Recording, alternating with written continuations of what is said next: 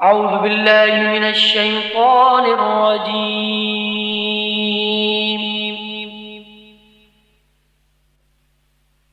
بسم الله الرحمن الرحيم.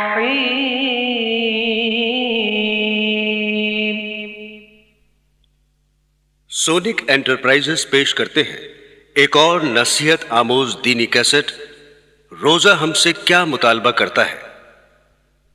دوستو، بزرگوں اور عزیزان گرامی، کون مسلمان ایسا ہوگا جو رمضان کے مہینے کی عظمت اور برکت سے واقف نہ ہو؟ اللہ تعالیٰ نے یہ مہینہ اپنی عبادت کے لیے بنایا ہے، اور نہ معلوم کیا کیا رحمتیں اللہ تعالیٰ اس مہینے میں اپنے بندوں کی طرف مبذول فرماتے ہیں۔ ہم اور آپ ان رحمتوں کا تصور بھی نہیں کر سکتے۔ اس مہینے کے اندر بعض اعمال ایسے ہیں جن کو ہر مسلمان جانتا ہے اور اس پر عمل بھی کرتا ہے۔ مثلا اس ماہ میں روزے فرض ہیں۔ الحمدللہ مسلمانوں کو روزہ رکھنے کی توفیق ہو جاتی ہے، اور تراویح کے بارے میں معلوم ہے کہ یہ سنت ہے اور مسلمانوں کو اس میں شرکت کی سعادت حاصل ہو جاتی ہے۔ لیکن اس وقت ایک اور پہلو کی طرف توجہ دلانا چاہتا ہوں۔ دوستو، عام طور پر یہ سمجھا جاتا ہے کہ رمضان المبارک کی خصوصیت صرف یہ ہے کہ اس میں روزے رکھے جاتے ہیں اور رات کے وقت تراویح پڑھی جاتی ہے، اور بس اس کے علاوہ اور کوئی خصوصیت نہیں۔ اس میں تو شک نہیں ہے کہ یہ دونوں عبادتیں اس مہینے کی بڑی اہم عبادات میں سے ہیں، لیکن بات صرف یہاں تک ختم نہیں ہوتی، بلکہ در حقیقت رمضان المبارک ہم سے اس سے زیادہ کا مطالبہ کرتا ہے۔ اور قرآن کریم میں اللہ جل شانہ نے ارشاد فرمایا ہے کہ میں نے جنات اور انسانوں کو صرف ایک کام کے لیے پیدا کیا، اور وہ یہ کہ میری عبادت کریں۔ گویا اللہ تعالیٰ نے انسان کی تخلیق کا بنیادی مقصد یہ بتایا کہ وہ اللہ کی عبادت کرے۔ یہاں بعض لوگوں کو، خاص کر نئی روشنی کے لوگوں کو، یہ شبہ ہوتا ہے کہ اگر انسان کی تخلیق کا مقصد صرف عبادت تھا تو اس کام کے لیے انسان کو پیدا کرنے کی کیا ضرورت تھی؟ یہ کام تو فرشتے پہلے سے بہت اچھی طرح انجام دے رہے تھے، اور وہ اللہ کی عبادت، تسبیح اور تقدیس میں لگے ہوئے تھے۔ یہی وجہ ہے کہ جب اللہ تعالیٰ نے حضرت آدم علیہ السلام کو تخلیق فرمانے کا ارادہ کیا اور فرشتوں کو بتایا کہ میں اس طرح کا ایک انسان پیدا کرنے والا ہوں، تو فرشتوں نے بے ساختہ یہ کہا کہ آپ ایک ایسے انسان کو پیدا کر رہے ہیں جو زمین میں فساد مچائے گا اور خون ریزی کرے گا، اور عبادت، تسبیح اور تقدیس ہم انجام دے رہے ہیں۔ اسی طرح آج بھی اعتراض کرنے والے یہ اعتراض کر رہے ہیں کہ اگر انسان کی تخلیق کا مقصد صرف عبادت ہوتا تو اس کے لیے انسان کو پیدا کرنے کی ضرورت نہیں تھی۔ یہ کام تو فرشتے پہلے ہی انجام دے رہے ہیں۔ بے شک اللہ تعالیٰ کے فرشتے اللہ تعالیٰ کی عبادت کر رہے تھے، لیکن ان کی عبادت بالکل مختلف نوعیت کی تھی، اور انسان کے سپرد جو عبادت کی گئی وہ بالکل مختلف نوعیت کی تھی، اس لیے کہ فرشتے جو عبادت کر رہے تھے ان کے مزاج میں اس کے خلاف کرنے کا امکان ہی نہیں تھا۔ وہ اگر چاہے کہ عبادت نہ کریں تو ان کے اندر عبادت چھوڑنے کی صلاحیت نہیں۔ اللہ تعالیٰ نے ان کے اندر سے گناہ کرنے کا امکان ہی ختم فرما دیا، اور نہ انہیں بھوک لگتی ہے، نہ ان کو پیاس لگتی ہے، اور نہ ان کے اندر شہوانی تقاضا پیدا ہوتا ہے، حتیٰ کہ ان کے دل میں گناہ کا وسوسہ بھی نہیں گزرتا۔ گناہ کی خواہش اور گناہ پر اقدام تو دور کی بات ہے۔ اس لیے اللہ تعالیٰ نے ان کی عبادت پر کوئی اجر و ثواب بھی نہیں رکھا، کیونکہ اگر فرشتے گناہ نہیں کر رہے ہیں تو اس میں ان کا کوئی کمال نہیں، اور جب کوئی کمال نہیں تو پھر جنت والا اجر و ثواب بھی مرتب نہیں ہوگا۔ مثلا ایک شخص بینائی سے محروم ہے، جس کی وجہ سے ساری عمر اس نے نہ کبھی فلم دیکھی، نہ کبھی ٹی وی دیکھا، اور نہ کبھی غیر محرم پر نگاہ ڈالی۔ بتائیے کہ ان گناہوں کے نہ کرنے میں اس کا کیا کمال ظاہر ہوا؟ اس لیے کہ اس کے اندر ان گناہوں کے کرنے کی صلاحیت ہی نہیں ہے۔ لیکن ایک دوسرا شخص جس کی بینائی بالکل ٹھیک ہے، جو چیز چاہے دیکھ سکتا ہے، لیکن دیکھنے کی صلاحیت موجود ہونے کے باوجود جب کسی غیر محرم کی طرف دیکھنے کا تقاضا دل میں پیدا ہوتا ہے وہ فوراً اللہ تعالیٰ کے خوف سے نگاہ نیچی کر لیتا ہے۔ اب بظاہر دونوں گناہوں سے بچ رہے ہیں، لیکن دونوں میں زمین آسمان کا فرق ہے۔ پہلا شخص بھی گناہ سے بچ رہا ہے اور دوسرا شخص بھی گناہ سے بچ رہا ہے، لیکن پہلے شخص کا گناہ سے بچنا کوئی کمال نہیں اور دوسرے شخص کا گناہ سے بچنا کمال ہے۔ لہٰذا اگر ملائکہ صبح سے شام تک کھانا نہ کھائیں تو یہ کوئی کمال نہیں، اس لیے کہ انہیں بھوک ہی نہیں لگتی اور انہیں کھانے کی حاجت ہی نہیں، لہٰذا ان کے نہ کھانے پر کوئی اجر و ثواب بھی نہیں۔ لیکن انسان ان تمام حاجتوں کو لے کر پیدا ہوا ہے، لہٰذا کوئی انسان کتنے ہی بڑے سے بڑے مقام پر پہنچ جائے، حتیٰ کہ سب سے اعلیٰ مقام یعنی نبوت پر پہنچ جائے، تب بھی وہ کھانے پینے سے مستثنی نہیں ہو سکتا۔ چنانچہ کفار نے انبیاء پر یہی اعتراض کیا جس کے بارے میں قرآن پاک میں ارشاد ہوا، یہ رسول کیسے ہیں جو کھانا بھی کھاتے ہیں اور بازاروں میں چلتے پھرتے بھی ہیں۔ تو برادران اسلام، کھانے کا تقاضا انبیاء کے ساتھ بھی لگا ہوا ہے۔ اب اگر انسان کو بھوک لگ رہی ہے لیکن اللہ کے حکم کی وجہ سے کھانا نہیں کھا رہا ہے تو یہ کمال کی بات ہے۔ اس لیے اللہ تعالیٰ نے فرشتوں سے فرمایا کہ میں ایک ایسی مخلوق پیدا کر رہا ہوں جس کو بھوک بھی لگے گی، پیاس بھی لگے گی اور اس کے اندر شہوانی تقاضے بھی پیدا ہوں گے اور گناہ کرنے کے دائیں بھی ان کے اندر پیدا ہوں گے، لیکن جب گناہ کا دائیا پیدا ہوگا اس وقت وہ مجھے یاد کر لے گا اور مجھے یاد کر کے اپنے نفس کو اس گناہ سے بچا لے گا۔ اس کی یہ عبادت اور گناہ سے بچنا ہمارے یہاں قدر و قیمت رکھتا ہے، اور جس کا اجر و ثواب اور بدلہ دینے کے لیے ہم نے جنت تیار کر رکھی ہے، اس لیے کہ اس کے دل میں دائیا اور تقاضا ہو رہا ہے اور خواہشات پیدا ہو رہی ہیں اور گناہ کے محرکات سامنے آ رہے ہیں، لیکن یہ انسان ہمارے خوف اور ہماری عظمت کے تصور سے اپنی آنکھ کو گناہ سے بچا لیتا ہے، اپنے کان کو گناہ سے بچا لیتا ہے، اپنی زبان کو گناہ سے بچا لیتا ہے اور گناہوں کی طرف اٹھتے ہوئے قدموں کو روک لیتا ہے تاکہ میرا اللہ مجھ سے ناراض نہ ہو جائے۔ یہ عبادت فرشتوں کے بس میں نہیں تھی، اس عبادت کے لیے انسان کو پیدا کیا گیا۔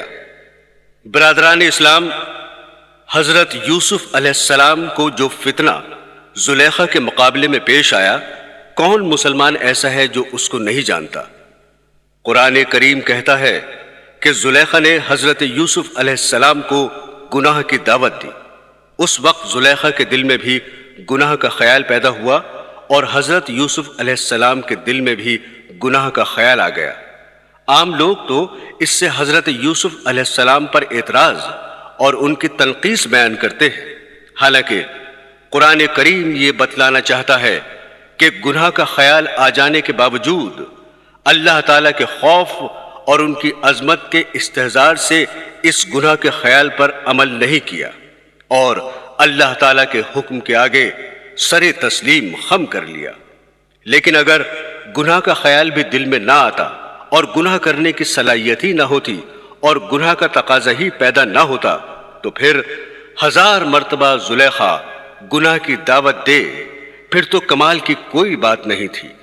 کمال تو یہی تھا کہ گناہ کی دعوت دی جا رہی ہے، ماحول بھی موجود ہے، حالات بھی سازگار ہیں اور دل میں خیال بھی آ رہا ہے، لیکن ان سب چیزوں کے باوجود اللہ کے حکم کے آگے سر تسلیم خم کر کے فرمایا کہ معاذ اللہ، میں اللہ کی پناہ چاہتا ہوں۔ یہ عبادت ہے جس کے لیے اللہ تعالیٰ نے انسان کو پیدا فرمایا۔ جب انسان کا مقصد تخلیق عبادت ہے تو اس کا تقاضا یہ تھا کہ جب انسان دنیا میں آئے تو صبح سے لے کر شام تک عبادت کے علاوہ کوئی اور کام نہ کرے اور اس کو دوسرے کام کرنے کی اجازت نہ ہونی چاہیے۔ چنانچہ دوسری جگہ قرآن کریم نے فرمایا ہے کہ اللہ تعالیٰ نے مومنوں سے ان کی جانیں اور ان کے مال خرید لیے اور اس کا معاوضہ یہ مقرر فرمایا کہ آخرت میں ان کو جنت ملے گی۔ جب ہماری جانیں بک چکی ہیں تو یہ جانیں جو ہم لیے بیٹھے ہیں وہ ہماری نہیں ہیں بلکہ بکا ہوا مال ہے، اس کی قیمت لگ چکی ہے۔ جب یہ جان اپنی نہیں ہے تو اس کا تقاضا یہ تھا کہ اس جان اور جسم کو سوائے اللہ کی عبادت کے دوسرے کام میں نہ لگایا جائے۔ لہٰذا اگر ہمیں اللہ تعالیٰ کی طرف سے یہ حکم دیا جاتا ہے کہ تمہیں صبح سے شام دوسرے کام کرنے کی اجازت نہیں، بس صرف سجدے میں پڑے رہا کرو اور اللہ اللہ کیا کرو، دوسرے کاموں کی اجازت نہیں، نہ کمانے کی اجازت ہے نہ کھانے کی اجازت ہے، تو یہ حکم انصاف کے خلاف نہ ہوتا، اس لیے کہ پیدا ہی عبادت کے لیے کیا گیا۔ لیکن قربان جائیے ایسے خریدار پر کہ اللہ تعالیٰ نے ہماری جان و مال کو خرید بھی لیا اور اس کی قیمت بھی پوری لگا دی، یعنی جنت، پھر وہ جان و مال ہمیں واپس بھی لوٹا دیا کہ یہ جان و مال تم اپنے پاس رکھ لو، اور ہمیں اس بات کی اجازت دی کہ کھاؤ پیو کماؤ اور دنیا کے کاروبار کرو، بس 5 وقت کی نماز پڑھ لیا کرو اور فلاں فلاں چیزوں سے پرہیز کرو، باقی جس طرح چاہو کرو۔ یہ اللہ تعالیٰ کی عظیم رحمت اور عنایت ہے۔ لیکن دوستو، جائز کرنے کا نتیجہ کیا ہوتا ہے؟ اللہ تعالیٰ بھی جانتے تھے کہ جب یہ انسان دنیا کے کاروبار اور کام دھندوں میں لگے گا تو رفتہ رفتہ اس کے دل پر غفلت کے پردے پڑ جایا کریں گے اور دنیا کے کاروبار اور دھندوں میں کھو جائے گا۔ تو اس غفلت کو دور کرنے کے لیے وقتاً فوقتاً کچھ اوقات مقرر فرما دیے ہیں۔ ان میں سے ایک رمضان المبارک کا مہینہ ہے، اس لیے کہ سال کے 11 مہینے تو آپ تجارت میں، زراعت میں، مزدوری میں اور دنیا کے کاروبار اور دھندوں میں کھانے کمانے اور ہنسنے بولنے میں لگے رہے، اور اس کے نتیجے میں دلوں پر غفلت کا پردہ پڑنے لگتا ہے۔ اس لیے ایک مہینہ اللہ تعالیٰ نے اس کام کے لیے مقرر فرما دیا کہ اس مہینے میں تم اپنے اصل مقصد تخلیق یعنی عبادت کی طرف لوٹ کر آؤ، جس کے لیے تمہیں دنیا میں بھیجا گیا اور جس کے لیے تمہیں پیدا کیا گیا۔ اس ماہ میں اللہ کی عبادت میں لگو اور 11 مہینے تک تم سے جو گناہ سرزد ہوئے ہیں ان کو بخشواؤ، اور دل کی صلاحیتوں پر جو میل آ چکا ہے اس کو دھلواؤ، اور دل میں جو غفلت کے پردے پڑ چکے ہیں ان کو اٹھواؤ۔ اس کام کے لیے ہم نے یہ مہینہ مقرر کیا ہے۔ ایک حدیث ہے، حضرت سلمان رضی اللہ تعالیٰ عنہ کہتے ہیں کہ نبی کریم صلی اللہ علیہ وسلم نے شعبان کی آخری تاریخ میں ہم لوگوں کو واعظ فرمایا کہ تمہارے اوپر ایک مہینہ آ رہا ہے جو بہت بڑا مہینہ ہے، بہت مبارک مہینہ ہے۔ اس میں ایک رات ہے شب قدر جو ہزاروں مہینوں سے بڑھ کر ہے۔ اللہ تعالیٰ نے اس کے روزے کو فرض فرمایا اور اس کے رات کے قیام یعنی تراویح کو ثواب کی چیز بنایا ہے۔ جو شخص اس مہینے میں کسی نیکی کے ساتھ اللہ کا قرب حاصل کرے، ایسا ہے جیسا کہ غیر رمضان میں فرض ادا کیا، اور جو شخص اس مہینے میں کسی فرض کو ادا کرے وہ ایسا ہے جیسا کہ غیر رمضان میں 70 فرض ادا کرے۔ یہ مہینہ صبر کا ہے اور صبر کا بدلہ جنت ہے، اور یہ مہینہ لوگوں کے ساتھ غمخواری کرنے کا ہے۔ اس مہینے میں مومن کا رزق بڑھا دیا جاتا ہے۔ جو شخص کسی روزہ دار کا روزہ افطار کرائے اس کے لیے گناہوں کے معاف ہونے اور آگ سے خلاصی کا سبب ہوگا، اور روزہ دار کے ثواب کی مانند اس کو ثواب ہوگا، مگر اس روزہ دار کے ثواب سے کچھ کم نہیں کیا جائے گا۔ صحابہ نے عرض کیا، یا رسول اللہ، ہم میں سے ہر شخص تو اتنی وسعت نہیں رکھتا کہ روزہ دار کو افطار کرائے۔ تو آپ صلی اللہ علیہ وسلم نے فرمایا کہ پیٹ بھر کھلانے پر موقوف نہیں، یہ ثواب تو اللہ جل شانہ ایک کھجور سے کوئی افطار کرا دے یا ایک گھونٹ پلا دے یا ایک گھونٹ لسی پلا دے، اس پر بھی مرحمت فرماتے ہیں۔ یہ ایسا مہینہ ہے کہ اس کا اول حصہ اللہ کی رحمت ہے اور درمیانی حصہ مغفرت ہے اور آخری حصہ آگ سے آزادی ہے۔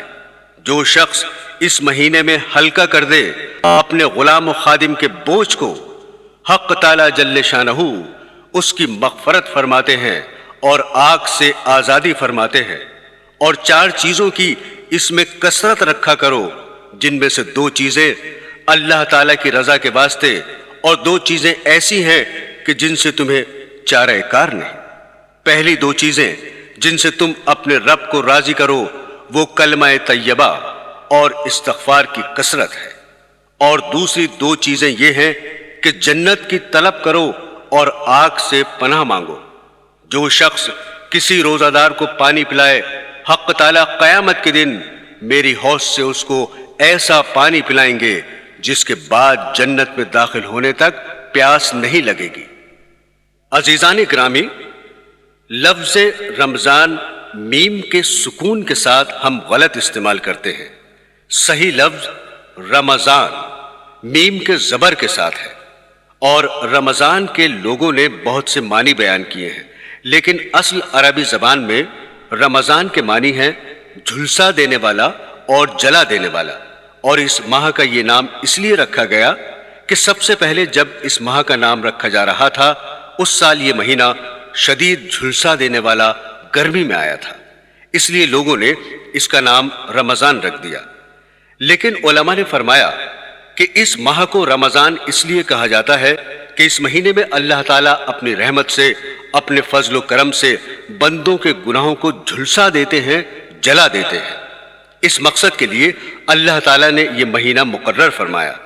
11 مہینے دنیاوی کاروبار، دنیاوی دھندوں میں لگے رہنے کے نتیجے میں غفلتیں دل پر چھا گئیں، اور اس عرصے میں جن گناہوں اور خطاؤں کا ارتکاب ہوا ان کو اللہ تعالیٰ کے حضور حاضر ہو کر انہیں بخشوا لو، اور غفلت کے پردوں کو دل سے اٹھا دو تاکہ زندگی کا ایک نیا دور شروع ہو جائے۔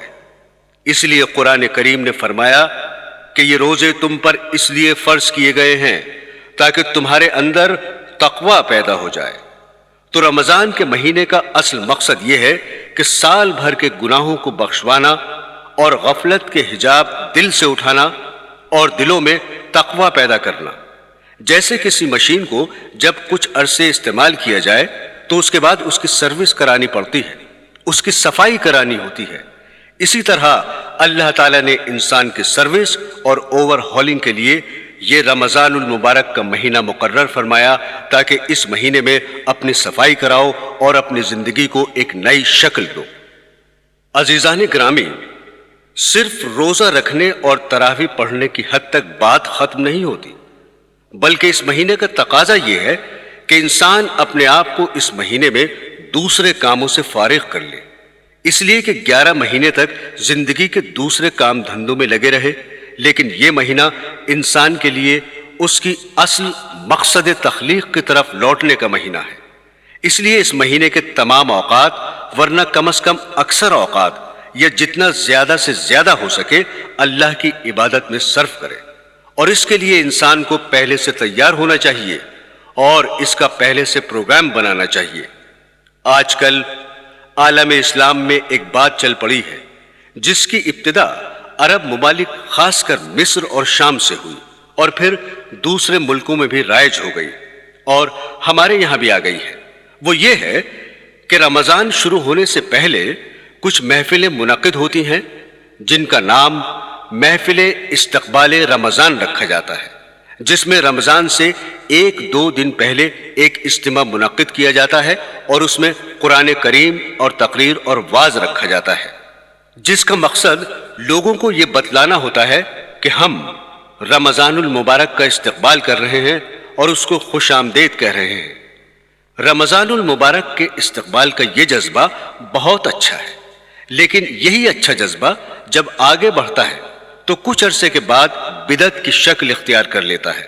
چنانچہ بعض جگہوں پر اس استقبال کی محفل نے بدعت کی شکل اختیار کر لی، لیکن رمضان المبارک کا اصل استقبال یہ ہے کہ رمضان آنے سے پہلے اپنے نظام الاوقات بدل کر ایسا بنانے کی کوشش کرو کہ اس میں زیادہ سے زیادہ وقت اللہ جل شانہ کی عبادت میں صرف ہو۔ رمضان کا مہینہ آنے سے پہلے یہ سوچو کہ یہ مہینہ آ رہا ہے، کس طرح میں اپنی مصروفیات کو کم کر سکتا ہوں۔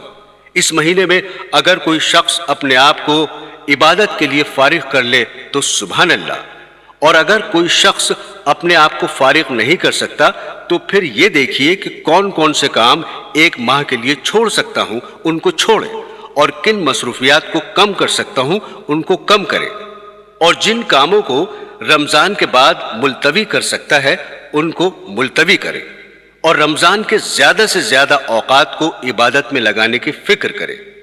دراصل استقبال رمضان کا صحیح طریقہ یہی ہے۔ اگر یہ کام کر لیا تو انشاءاللہ رمضان المبارک کی صحیح روح اور اس کے انوار و برکات حاصل ہوں گے، ورنہ یہ ہوگا کہ رمضان المبارک آئے گا، چلا جائے گا، اور اس سے صحیح طور پر فائدہ ہم نہیں اٹھا سکیں گے۔ عزیزان گرامی، جب رمضان المبارک کو دوسرے مشاغل سے فارغ کر لیا تو اب اس فارغ وقت کو کس طرح کام میں صرف کریں؟ جہاں تک روزوں کا تعلق ہے، ہر شخص جانتا ہے کہ روزہ رکھنا فرض ہے، اور جہاں تک تراویح کا معاملہ ہے اس سے بھی ہر شخص واقف ہے، لیکن ایک پہلو کی طرف خاص طور پر متوجہ کرنا چاہتا ہوں، وہ یہ کہ الحمدللہ جس شخص کے دل میں ذرہ برابر بھی ایمان ہے، اس کے دل میں رمضان المبارک کا ایک احترام اور اس کا تقدس ہوتا ہے، جس کی وجہ سے اس کی یہ کوشش ہوتی ہے کہ اس ماہ مبارک میں اللہ کی عبادت کچھ زیادہ کرے اور کچھ نوافل زیادہ پڑھے۔ جو لوگ عام دنوں میں 5 وقت کی نماز ادا کرنے کے لیے مسجد میں آنے سے کتراتے ہیں، وہ لوگ بھی تراویح جیسی لمبی نماز میں بھی روزانہ شریک ہوتے ہیں۔ یہ سب الحمدللہ اس ماہ کی برکت ہے کہ لوگ عبادت میں، نماز میں، ذکر و اذکار اور تلاوت قرآن میں مشغول ہوتے ہیں۔ نبی کریم صلی اللہ علیہ وسلم کا ارشاد ہے کہ رمضان المبارک کی ہر شب و روز میں اللہ کے یہاں سے جہنم کے قیدی چھوڑ دیے جاتے ہیں، اور ہر مسلمان کے لیے ہر شب و روز میں ایک دعا ضرور قبول ہوتی ہے۔ برادران اسلام، نفلی نمازوں، نفلی عبادات، نفلی ذکر و اذکار اور نفلی تلاوت قرآن کریم سے زیادہ مقدم ایک اور چیز ہے جس کی طرف توجہ نہیں جاتی ہے، وہ یہ ہے کہ اس مہینے کو گناہوں سے پاک کر کے گزارنا، کہ اس ماہ میں ہم سے کوئی گناہ سرزد نہ ہو۔ اس مبارک مہینے میں آنکھ نہ بہکے، نظر غلط جگہ پر نہ پڑے، کان غلط چیزیں نہ سنے، زبان سے کوئی غلط کلمہ نہ نکلے، اور اللہ تبارک و تعالیٰ کی معصیت سے مکمل اجتناب ہو۔ یہ مبارک مہینہ اگر اس طرح گزار لیا، پھر چاہے ایک نفلی رکعت نہ پڑھی ہو اور تلاوت زیادہ نہ کی ہو اور نہ ذکر و اذکار کیا ہو، لیکن گناہوں سے بچتے ہوئے، اللہ کی معصیت اور نافرمانی سے بچتے ہوئے یہ مہینہ گزار دیا، تو آپ قابل مبارکباد ہیں، اور یہ مہینہ آپ کے لیے مبارک ہے۔ 11 مہینے تک ہر قسم کے کام میں مبتلا رہتے ہیں، اور یہ اللہ تبارک و تعالیٰ کا ایک مہینہ آ رہا ہے، کم از کم اس کو تو گناہوں سے پاک کر لو، اس میں تو اللہ تعالیٰ کی نافرمانی نہ کرو، اس میں تو کم از کم جھوٹ نہ بولو، اس میں تو غیبت نہ کرو، اس میں تو بد نگاہی کے اندر مبتلا نہ ہو، اس مبارک مہینے میں تو کانوں کا غلط استعمال نہ کرو، اس میں تو رشوت نہ کھاؤ، اس میں سود نہ کھاؤ، کم از کم ایک مہینہ اس طرح گزار لو۔ عزیزان گرامی، روزے تو ماشاءاللہ بڑے ذوق و شوق سے رکھ رہے ہیں، لیکن روزے کے کیا معنی ہیں؟ روزے کے معنی یہ ہیں کہ کھانے سے اجتناب کرنا، پینے سے اجتناب اور نفسانی خواہشات کی تکمیل سے اجتناب کرنا۔ روزے میں ان تینوں چیزوں سے اجتناب ضروری ہے۔ اب یہ دیکھیں کہ یہ تینوں چیزیں ایسی ہیں جو حلال ہیں، کھانا حلال، پینا حلال، اور جائز طریقے سے زوجین کا نفسانی خواہشات کی تکمیل کرنا حلال۔ اب روزے کے دوران آپ ان حلال چیزوں سے تو پرہیز کر رہے ہیں، نہ کھا رہے ہیں، نہ پی رہے ہیں، لیکن جو چیزیں پہلے سے حرام تھیں، مثلا جھوٹ بولنا، غیبت کرنا، بد نگاہی کرنا، جو ہر حال میں حرام تھی، روزے میں یہ سب چیزیں ہو رہی ہیں۔ اب روزہ رکھا ہوا ہے اور جھوٹ بول رہے ہیں، روزہ رکھا ہوا ہے اور غیبت کر رہے ہیں، روزہ رکھا ہوا ہے اور بد نگاہی کر رہے ہیں، روزہ رکھا ہوا ہے لیکن وقت پاس کرنے کے لیے گندی گندی فلمیں دیکھ رہے ہیں۔ یہ کیا روزہ ہوا کہ حلال چیز تو چھوڑ دی اور حرام چیز نہیں چھوڑی؟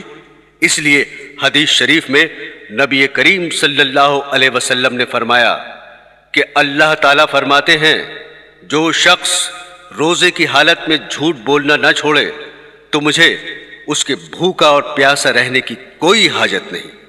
اس لیے جب جھوٹ بولنا نہیں چھوڑا جو پہلے سے حرام تھا تو کھانا چھوڑ کر اس نے کون سا بڑا کمال کیا۔ اگرچہ فقہی اعتبار سے روزہ درست ہو گیا، اگر کسی مفتی سے پوچھو گے کہ میں نے روزہ بھی رکھا تھا اور جھوٹ بھی بولا تھا تو وہ مفتی یہی جواب دے گا کہ روزہ درست ہو گیا، اس کی قضا واجب نہیں۔ لیکن اس کی قضا واجب نہ ہونے کے باوجود اس روزے کا ثواب اور برکات ملیا میٹ ہو گئی، اس واسطے کہ تم نے اس روزے کی روح حاصل نہیں کی۔ قرآن حکیم میں ارشاد باری تعالیٰ ہے کہ اے ایمان والو، تم پر روزے فرض کیے گئے جیسے پچھلی امتوں پر فرض کیے گئے۔ کیوں روزے فرض کیے گئے؟ تاکہ تمہارے اندر تقوی پیدا ہو، یعنی روزہ اصل میں اس لیے تمہارے ذمے شروع کیا گیا تاکہ اس کے ذریعے تمہارے دل میں تقوی کی شمع روشن ہو۔ اب سنیے روزے سے تقوی کس طرح پیدا ہوتا ہے۔ بعض علماء کرام نے فرمایا کہ روزے سے تقوی اس طرح پیدا ہوتا ہے کہ روزہ انسان کی قوت حیوانیہ اور قوت بہیمیہ کو توڑتا ہے۔ جب آدمی بھوکا رہے گا تو اس کی وجہ سے اس کی حیوانی خواہشات اور حیوانی تقاضے کچلے جائیں گے، جس کے نتیجے میں گناہوں پر اقدام کرنے کا داعیہ اور جذبہ سست پڑ جائے گا۔ لیکن ہمارے حضرت مولانا شاہ اشرف علی تھانوی رحمت اللہ علیہ نے فرمایا کہ صرف قوت بہیمیہ توڑنے کی بات نہیں، بلکہ بات دراصل یہ ہے کہ جب آدمی صحیح طریقے سے روزہ رکھے گا تو یہ روزہ خود تقوی کی ایک عظیم الشان سیڑھی ہے۔ اس لیے کہ تقوی کے کیا معنی ہے؟ تقوی کے معنی یہ ہیں کہ اللہ جل جلالہ کے عظمت کے استحضار سے، اس کے گناہوں سے بچنا، یعنی یہ سوچ کر کہ میں اللہ تعالیٰ کا بندہ ہوں اور اللہ تعالیٰ مجھے دیکھ رہے ہیں، اللہ تعالیٰ کے سامنے حاضر ہو کر مجھے جواب دینا ہے اور اللہ تعالیٰ کے سامنے پیش ہونا ہے۔ اس تصور کے بعد جب انسان گناہوں کو چھوڑتا ہے تو اسی کا نام تقوی ہے۔ جیسا کہ اللہ تعالیٰ فرماتے ہیں جو شخص اس بات سے ڈرتا ہے کہ مجھے اللہ تعالیٰ کے دربار میں حاضر ہونا ہے اور کھڑا ہونا ہے اور اس کے نتیجے میں وہ اپنے آپ کو ہوائے نفس اور خواہشات سے روکتا ہے، یہی تقوی ہے۔ لہذا روزہ حصول تقوی کے لیے بہترین ٹریننگ اور بہترین تربیت ہے۔ جب روزہ رکھ لیا تو آدمی پھر کیسے ہی گناہگار، خطاکار اور فاسق و فاجر ہو، جیسا بھی ہو، لیکن روزہ رکھنے کے بعد اس کی یہ کیفیت ہوتی ہے کہ سخت گرمی کا دن ہے، سخت پیاس لگی ہوئی ہے، کمرے میں اکیلا ہے، کوئی دوسرا پاس موجود نہیں اور دروازے پر کنڈی لگی ہوئی ہے اور کمرے میں فریج موجود ہے اور اس فریج میں ٹھنڈا پانی موجود ہے۔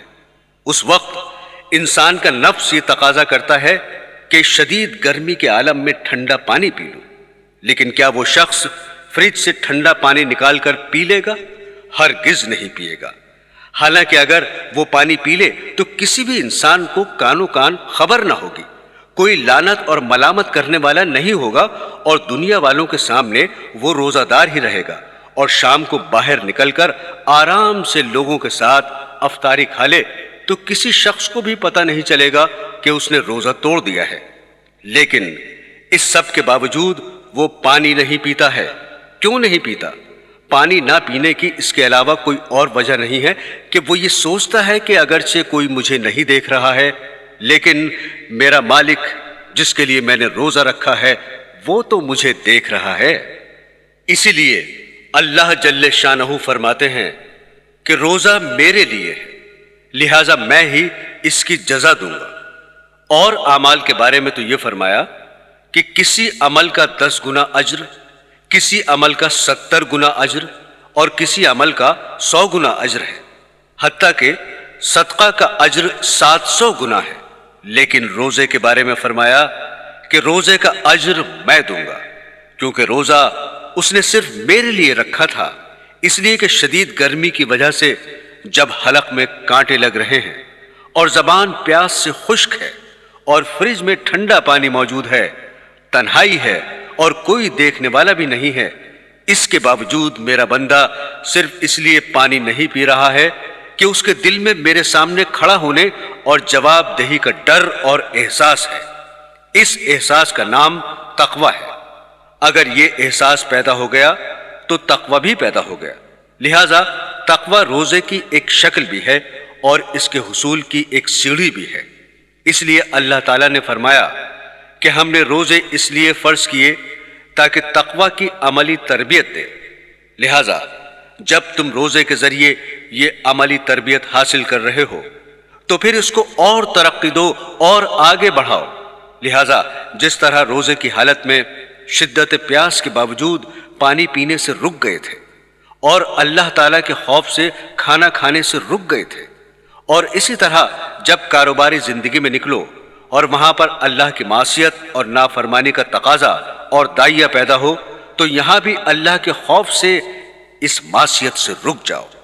لہذا 1 مہینے کے لیے ہم تمہیں ایک تربیتی کورس سے گزار رہے ہیں، اور یہ تربیتی کورس اس وقت مکمل ہوگا جب کاروباری زندگی میں ہر موقع پر اس پر عمل کرو، ورنہ اس طرح یہ تربیتی کورس مکمل نہیں ہوگا کہ اللہ کے خوف سے پانی پینے سے تو رک گئے اور جب کاروباری زندگی میں نکلے تو پھر آنکھ غلط جگہ پر پڑ رہی ہے، کان بھی غلط باتیں سن رہے ہیں، زبان سے بھی غلط باتیں نکل رہی ہیں۔ اس طرح تو یہ کورس مکمل نہیں ہوگا۔ عزیزان گرامی، جس طرح علاج ضروری ہے اسی طرح پرہیز بھی ضروری ہے۔ اللہ تعالیٰ نے روزہ اس لیے رکھوایا تاکہ تمہارے اندر تقوی پیدا ہو، لیکن تقوی اس وقت پیدا ہوگا جب اللہ کی نافرمانیوں اور معصیتوں سے پرہیز کرو گے۔ مثلا کمرے کو ٹھنڈا کرنے کے لیے آپ نے اس میں ایئر کنڈیشن لگایا، اور ایئر کنڈیشن کا تقاضا یہ ہے کہ وہ پورے کمرے کو ٹھنڈا کر دے۔ اب آپ نے اس کو آن کر دیا، لیکن ساتھ ہی اس کمرے کی کھڑکیاں اور دروازے کھول دیے۔ ادھر سے ٹھنڈک آ رہی ہے اور ادھر سے نکل رہی ہے، لہٰذا کمرہ ٹھنڈا نہیں ہوگا۔ بالکل اسی طرح یہ سوچئے کہ روزہ کا ایئر کنڈیشن تو آپ نے لگا دیا، لیکن ساتھ ہی دوسری طرف اللہ کی نافرمانی اور معصیتوں کے دروازے اور کھڑکیاں کھول دی۔ اب بتائیے ایسے دروازے سے کوئی فائدہ حاصل ہوگا؟ اسی طرح روزے کے اندر یہ حکمت کہ اس کا مقصد قوت بہیمیہ توڑنا ہے، یہ بات کی حکمت ہے۔ اصل مقصد یہ ہے کہ ان کے حکم کی اتباع اور سارے دین کا دار و مدار اللہ اور اللہ کے رسول کے حکم کی اتباع ہے۔ وہ جب کہیں کہ کھاؤ اس وقت کھانا دین ہے، اور جب وہ کہیں کہ مت کھاؤ اس وقت نہ کھانا دین ہے۔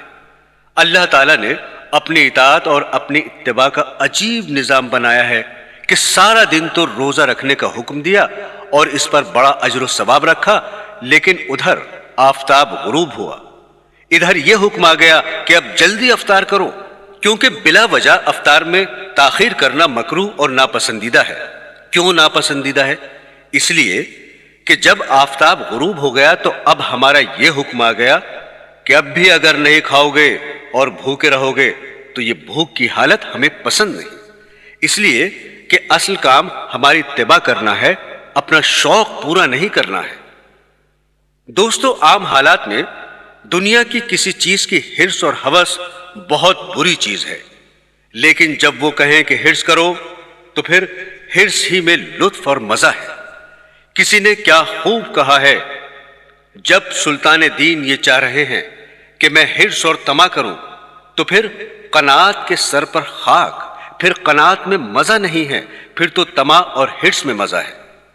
یہ افطار میں جلدی کرنے کا حکم اسی وجہ سے ہے۔ غروب آفتاب سے پہلے تو یہ حکم تھا، ایک ذرہ بھی اگر منہ میں چلا گیا تو گناہ بھی لازم اور کفارہ بھی لازم۔ مثلا 7 بجے آفتاب غروب ہو رہا تھا، اب اگر کسی شخص نے 6:59 پر ایک چنے کا دانہ کھا لیا، اب بتائیے کہ روزے میں کتنی کمی آئی؟ صرف 1 منٹ کی کمی آئی، 1 منٹ کا روزہ توڑا، لیکن اس 1 منٹ کے روزے کے کفارے میں 60 دن کے روزے رکھنے واجب ہیں۔ اس لیے کہ بات صرف ایک چنے اور 1 منٹ کی نہیں ہے، بات دراصل یہ ہے کہ اس نے ہمارا حکم توڑا۔ ہمارا حکم یہ تھا کہ جب تک آفتاب غروب نہ ہو جائے اس وقت تک کھانا جائز نہیں، لیکن تم نے یہ حکم توڑ دیا، لہٰذا اب 1 منٹ کے بدلے میں 60 دن کے روزے رکھو۔ اور پھر جیسے ہی آفتاب غروب ہو گیا تو یہ حکم آ گیا، اب جلدی کھاؤ، اگر بلا وجہ تاخیر کر دی تو گناہ ہوگا۔ کیوں؟ اس واسطے کہ ہم نے حکم دیا تھا کہ کھاؤ، اب کھانا ضروری ہے۔ لیکن میرے عزیزو، سحری کے بارے میں حکم یہ ہے کہ سحری تاخیر سے کھانا افضل ہے، جلدی کھانا خلاف سنت ہے۔ بعض لوگ رات کو 12 بجے سحری کھا کر سو جاتے ہیں، یہ خلاف سنت ہے۔ چنانچہ صحابہ کرام کا بھی یہی معمول تھا کہ بالکل آخری وقت تک کھاتے رہتے تھے، اس واسطے کہ یہ وہ وقت ہے جس میں اللہ تعالیٰ کی طرف سے نہ صرف یہ کہ کھانے کی اجازت ہے بلکہ کھانے کا حکم ہے۔ اس لیے جب تک وہ وقت باقی رہے گا ہم کھاتے رہیں گے، کیونکہ اللہ تعالیٰ کے حکم کی اتباع اور اطاعت اسی میں ہے۔ اب اگر کوئی شخص پہلے سحری کھا لے تو گویا کہ اس نے روزے کے وقت میں اپنی طرف سے اضافہ کر دیا، اس لیے پہلے سے سحری کھانے کو ممنوع قرار دیا گیا۔ پورے دین میں سارا کھیل اتباع کا ہے۔ جب ہم نے کہا کہ کھاؤ تو کھانا ثواب ہے، اور جب ہم نے کہا کہ مت کھاؤ تو نہ کھانا ثواب ہے۔ اس لیے حضرت حکیم الامت رحمت اللہ علیہ فرمایا کرتے تھے کہ جب اللہ میاں کہہ رہے ہیں کہ کھاؤ اور بندہ کہے میں تو نہیں کھاتا یا میں کم کھاتا ہوں، یہ تو بندگی اور اطاعت نہ ہوئی۔ ارے بھائی، نہ تو کھانے میں کچھ رکھا ہے اور نہ ہی نہ کھانے میں کچھ رکھا ہے، سب کچھ ان کی اطاعت میں ہے۔ اس لیے جب انہوں نے کہہ دیا کہ کھاؤ تو پھر کھاؤ، اس میں اپنی طرف سے زیادہ پابندی کرنے کی ضرورت نہیں ہے۔ نبی کریم صلی اللہ علیہ وسلم کا ارشاد ہے کہ ہمارے اور اہل کتاب یعنی یہود و نصارہ کے روزے میں سحری کھانے سے فرق ہوتا ہے کہ وہ سحری نہیں کھاتے۔ ایک جگہ ارشاد ہے کہ سحری کھایا کرو کہ اس میں برکت ہے، ایک جگہ ارشاد ہے کہ 3 چیزوں میں برکت ہے، جماعت میں اور سرید میں اور سحری کھانے میں۔ اس حدیث میں جماعت سے عام مراد ہے نماز کی جماعت اور ہر وہ کام جس کو مسلمانوں کی جماعت مل کر کرے کہ اللہ کی مدد اس کے ساتھ فرمائی گئی ہے۔ اور سرید گوشت میں پکی ہوئی روٹی کہلاتی ہے جو نہایت لذیذ کھانا ہوتا ہے۔ تیسرے، سحری۔ نبی کریم صلی اللہ علیہ وسلم جب کسی صحابی کو اپنے ساتھ سحر کھلانے کے لیے بلاتے تو ارشاد فرماتے کہ آؤ برکت کا کھانا کھا لو۔ ایک اور حدیث میں ارشاد ہے کہ سحری کھا کر روزے پر قوت حاصل کرو اور دوپہر کو سو کر آخر شب کے اٹھنے پر مدد چاہا کرو۔ برادران اسلام، اہتمام کرنے کی چیز یہ ہے کہ جب روزہ رکھ لیا تو اب اپنے آپ کو گناہوں سے بچاؤ، آنکھوں کو بچاؤ، کانوں کو بچاؤ، زبانوں کو بچاؤ۔ ایک رمضان کے موقع پر ایک بزرگ دین نے فرمایا کہ میں ایک ایسی بات کہتا ہوں جو کوئی اور نہیں کہے گا، وہ یہ کہ اپنے نفس کو اس طرح بہلاؤ اور اس سے عہد کر لو کہ 1 مہینہ بغیر گناہ کے گزار لو۔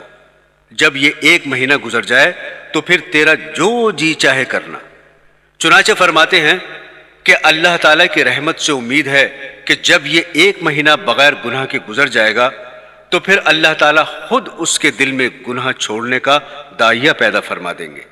لیکن یہ عہد کر لو کہ یہ اللہ کا مہینہ آ رہا ہے، یہ عبادت کا مہینہ ہے، یہ تقوی پیدا کرنے کا مہینہ ہے، ہم اس میں گناہ نہیں کریں گے، اور ہر شخص اپنے گریبان میں منہ ڈال کر دیکھے کہ وہ کن گناہوں میں مبتلا ہے، پھر ان سب کے بارے میں یہ عہد کر لے کہ میں ان میں مبتلا نہیں ہوں گا۔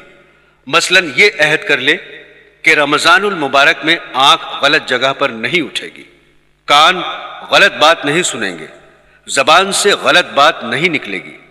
یہ تو کوئی بات نہ ہوئی کہ روزہ بھی رکھا ہوا ہے اور فواحشات کو آنکھ سے دیکھ رہے ہیں اور اس سے لطف اندوز ہو رہے ہیں۔ دوسری اہم بات جو وہ حضرت رحمت اللہ علیہ فرماتے تھے کہ کم از کم اس 1 مہینے میں تو رزق حلال کا اہتمام کر لو، جو لقمہ آئے وہ حلال کا آئے، کہیں ایسا نہ ہو کہ روزہ تو اللہ کے لیے رکھا اور اس کو حرام چیز سے افطار کر رہے ہیں، سود پر افطار ہو رہا ہے یا رشوت پر افطار ہو رہا ہے یا حرام آمدنی پر افطار ہو رہا ہے۔ یہ کیسا روزہ ہوا کہ سحری بھی حرام اور افطاری بھی حرام اور درمیان میں روزہ؟ اس لیے خاص طور پر اس مہینے میں حرام روزی سے بچو اور اللہ تبارک و تعالیٰ سے مانگو کہ یا اللہ میں رزق حلال کھانا چاہتا ہوں، مجھے رزق حرام سے بچا لیجیے۔ بعض حضرات وہ ہیں جن کا بنیادی ذریعہ معاش الحمدللہ حرام نہیں ہے بلکہ حلال ہے، البتہ اہتمام نہ ہونے کی وجہ سے کچھ حرام آمدنی کی آمیزش ہو جاتی ہے۔ ایسے حضرات کے لیے حرام سے بچنا کوئی دشوار کام نہیں ہے، وہ کم از کم اس مہینے میں تھوڑا سا اہتمام کر لیں اور حرام آمدنی سے بچیں۔ یہ عجیب قصہ ہے کہ اس ماہ کے لیے تو اللہ تعالیٰ نے فرمایا تھا کہ یہ صبر کا مہینہ ہے، یہ غم خاری کا مہینہ ہے، ایک دوسرے سے ہمدردی کا مہینہ ہے، لیکن اس ماہ میں لوگ الٹا کھال کھینچنے کی فکر کرتے ہیں۔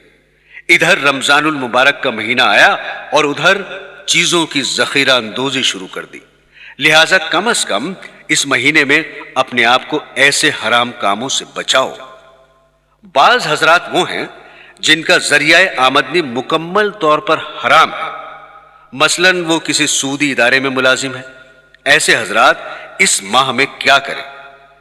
ایسے آدمی کو جس کی مکمل آمدنی حرام ہے اگر ہو سکے تو رمضان میں چھٹی لے لے اور کم از کم اس ماہ کے خرچ کے لیے جائز اور حلال ذریعے سے انتظام کر لے، کوئی جائز آمدنی کا ذریعہ اختیار کر لے، اور اگر یہ بھی نہ ہو سکے اس ماہ کے خرچ کے لیے کسی سے قرض لے لے اور یہ سوچے میں اس مہینے میں حلال آمدنی سے کھاؤں گا اور اپنے بچوں کو بھی حلال کھلاؤں گا، کم از کم اتنا تو کر لے۔